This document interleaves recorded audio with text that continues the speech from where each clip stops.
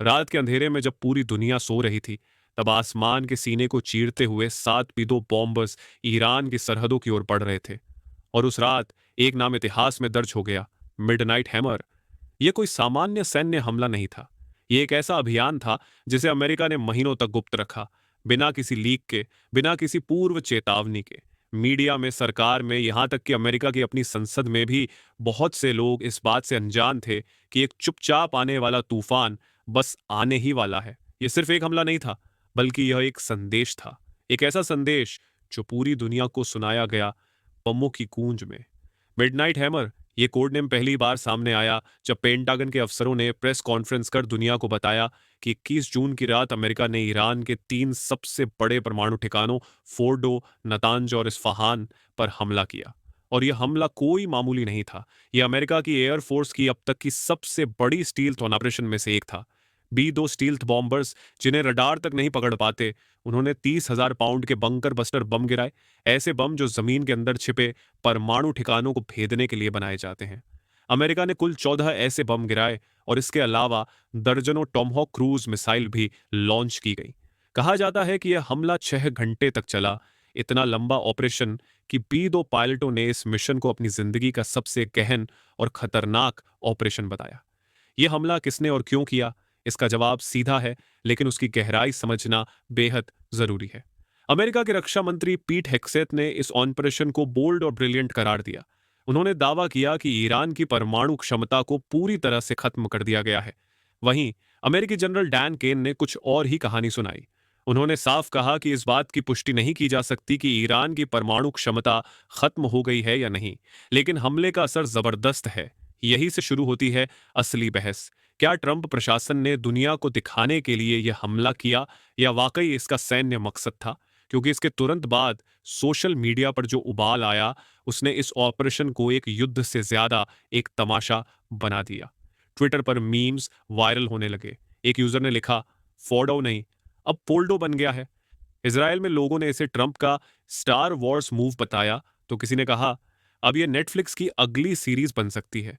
लेकिन जहां एक तरफ इंटरनेट पर हास्य और मजाक था, वहीं दूसरी तरफ राजनीतिक हड़कंप मच गया। अमेरिकी कांग्रेस के कई सांसदों को इस ऑपरेशन की खबर तक नहीं दी गई थी। डेमोक्रेट नेता मार्क वार्नर और जिम हाइम्स ने खुलकर कहा कि राष्ट्रपति ट्रंप ने उन्हें इस बारे में कोई जानकारी नहीं दी। इसके उलट कुछ रिपब्लिकन नेताओं को इस ऑपरेशन की भनक पहले ही लग चुकी थी। इससे अमेरिकी संसद में राष्ट्रपति के एक तरफा फैसलों पर बहस शुरू हो गई। क्या राष्ट्रपति को अधिकार है कि वो इतने बड़े सैन्य ऑपरेशन को बिना संसद की अनुमति के अंजाम दे? और जैसे ही अमेरिकी जनता बहस कर रही थी, वहीं दूसरी तरफ ईरान में मातम पसर चुका था। ईरानी विदेश मंत्री अब्बास अरागची ने अमेरिका पर अंतर्राष्ट्रीय कानूनों का उल्लंघन करने का आरोप लगाया और चेतावनी दी कि ईरान इस हमले का जवाब देगा। ईरानी संसद ने तत्काल बंद कमरे में बैठक की और यह तय किया गया कि अगर जरूरत पड़ी तो स्ट्रेट ऑफ हॉर्मुज को बंद कर दिया जाएगा, यानी वो रास्ता जिससे दुनिया का 1/3 तेल आता जाता है। अब जरा सोचिए, एक ऐसा हमला जो एक रात में हुआ, उसने पूरी दुनिया को युद्ध की दहलीज पर लाकर खड़ा कर दिया। इस बीच संयुक्त राष्ट्र महासचिव एंटोनियो गुटेरेस ने इस हमले को खतरनाक वृद्धि बताया। रूस और चीन ने इस पर कड़ी निंदा की। वहीं इजरायल में जश्न का माहौल था। प्रधानमंत्री बेंजामिन नेतन्याहू ने ट्रंप को शांति और सुरक्षा का रक्षक बताया।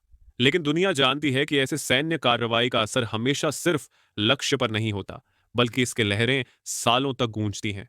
तो सवाल यह है, क्या मिडनाइट हैमर के नाम पर किया गया यह हमला वाकई अमेरिका की सुरक्षा के लिए था, या फिर यह सिर्फ एक राजनैतिक चाल थी?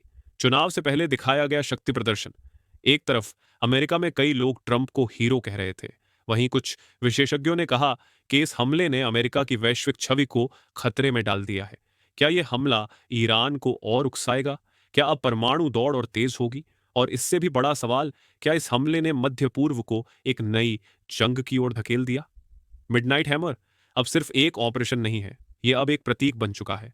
उस गुप्त शक्ति का, उस चुपचाप की गई क्रिया का जो अचानक दुनिया की धड़कनों को रोक देती है।